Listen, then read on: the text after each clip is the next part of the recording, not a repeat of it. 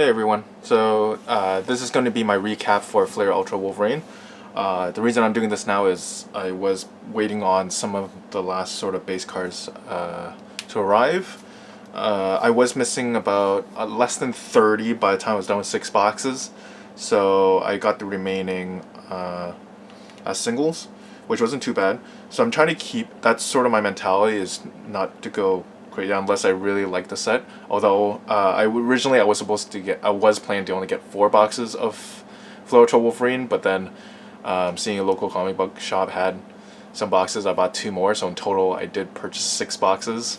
And like my previous video, there were some crazy pulls in the first box out of that. So I was kind of thankful I did choose and decide to buy those 2. But yeah, so what I can say is that overall, I do have 1 complete base set. The aliases, so the inserts, as far as the inserts go, aliases, the X23, team affiliations, and greatest battles. In 6 boxes, I'm missing about like less than a handful of each. So I think I'm missing like maybe like 3 or 4, definitely just 1 or 2, and then like up to I think like 5 or 6 of the greatest battles. I'm not gonna bother chasing after the inserts that much. My primary goal is to get a full complete base set first and foremost. So what I'm going to do is I'm going to go through the base set. Because these cards do not fit in a 9-pocket binder sleeve, I'm going to go through them as quick as I can. I'm hoping this video stays under 10 minutes. That's my goal, but we'll see what happens. Then I'll go through the inserts that I got, the medallions, and then the hits that I got out of all 6 boxes. So yeah, so I'm just gonna start off with this. So I'm gonna try to go like as quickly as I can. So I did really like majority of the art that that was done for this set. So it's a Wolverine, Old Man Logan, Lady Deathstrike, Sabretooth. Like a lot of these card arts are pretty nice. Like this Phoenix is very nice. Yeah, I'm not gonna go through like say every one of them. I'm just gonna quickly just sort of run through card art, so that way it gives you at least a chance, if anybody who's watching who wants to see what each one does look like, it gives you a chance to sort of pause and take a more extensive look, I guess. So that's like the first sort of quarter, the first 23. So there are a lot of Wolverine, Logan, Sabretooth cards in this set. I think there's also a lot of who else shows up a lot in this? Well, X23 for obvious reasons. Magneto as well. So there's obviously a lot of X-Men characters. Emma Frost, really nice. Like there are like a few specific ones I thought were like stands out to me in terms of artwork. For one, the Mystique is one of them. This Nova is quite nice as well.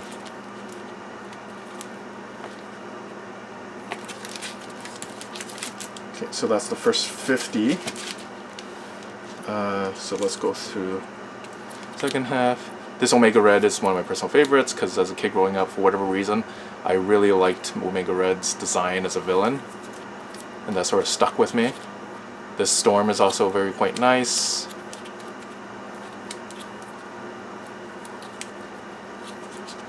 Magic, Bishop.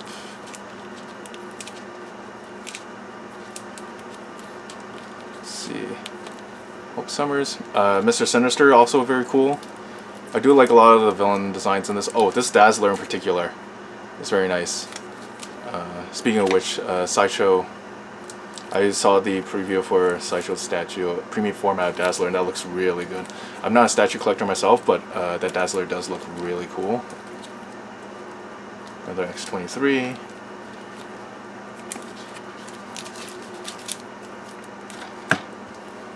This is sort of the main reason why I do enjoy collecting Marvel cards, is because of the artwork, especially these sets with original art. So this X-Force Deadpool is really cool. I think they probably got the inspiration from the Uncanny X-Force run. That was like a few years back. Sabretooth, this Rogue design's cool. This Wolverine in particular is probably my favorite Wolverine card, simply because it's in terms of color choice, it's very simplistic, but with the different shades and of blue sort of incorporated into it. It looks really cool. I think this Wolverine goes with another card. I don't know if that's the only one where it connects to a different base card's artwork, but that is one of them. Nimrod is really cool.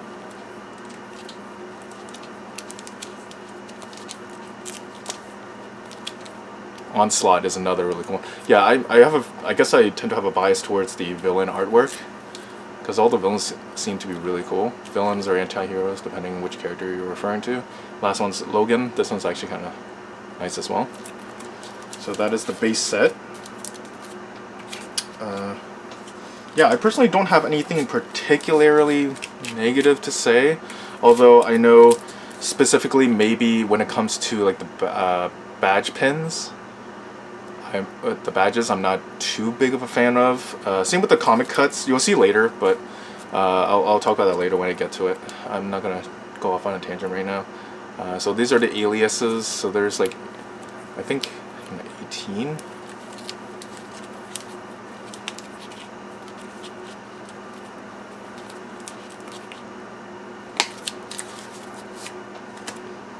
And the next 23. I mean, it is kind of, I guess, appropriate to go through a recap of this now, since Deadpool & Wolverine has come out now. So I am looking forward to it. I am going to be watching it myself this weekend. I'm not expecting a great story. I'm just expecting to see cameos and whatever surprises, to see what Ryan Reynolds was able to achieve with that MCU money, into what kind of film that he has made, along with the director and with Hugh Jackman, of course. So next, team affiliations inserts. Again, I don't have every one of these inserts. I'm missing a few. This to me still is my favorite one, just because it's the X-Force cover. And this was like the first X-Force comic I got into, which is like probably like about 10 years old now, I think. Or almost 10 years anyways. And then the greatest battles. This will be easier to see if I do it this way. So these are, I believe, comic art, or at least inspired by comic art.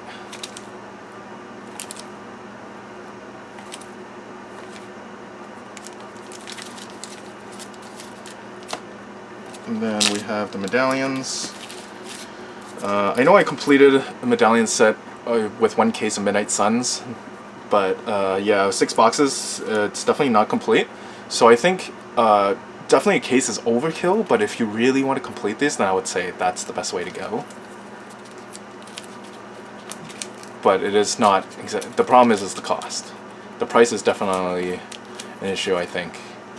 Because I still remember, I think I've mentioned this in the comments before in a different video, where I remember Fleer Ultra Spider-Man back in 2017 was like $175 Canadian a box.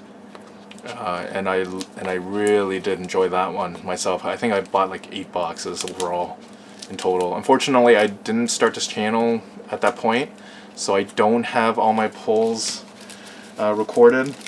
There are some cards that I pulled from earlier boxes I do not have recorded, but I may do a year-end review sort of thing where I show you some of my best pulls, I guess, from prior year products and stuff. So okay, let's start with these. So these are the hits. Out of 6 boxes, I got 1 Jambalaya. These are 1 and 2 case hits, so this was a big one. Although the character may not be the best character, but it is a Jambalaya pull nonetheless. Got a signed Thanos Pop Culture from Tom Morgan. Got 2 base, actually, you know, it might be easier if I just do it this way. So I got 2 base autos, one of Banshee, one of Yukio, signed by 2 different artists. They're both numbered to 74, so that's really cool. I got 1 top secret mini of Sabretooth, numbered to 42, if I remember correctly. And then for the Fleer Ultra Pop Culture, I got 1, 2, 3, 4, 5, 6, 7, 8 in 6 boxes, so that's about 1 to 2 per box, roughly. Captain Marvel and Thanos are not SPs or SSPs. However, Thor is an SP. I got 2 of those, 2 different ones, no duplicates, luckily, and 2 SSPs of Wolverine, so which is really awesome. Now here's my gripe. is comic cuts. As cool as they are numbered 50, which is cool and everything. However, I wish that they would have at least selected better panels. Because this one, you see the side of his face. And that's would not be my choice of panel to use. Although I wonder if they're very limited to what they can use. And then out of 6 boxes, I was unfortunately only able to pull like one parallel medallion, in this case a gold of Archangel. However, it is a Omega numbering, meaning it is 200 of 200, which is really awesome.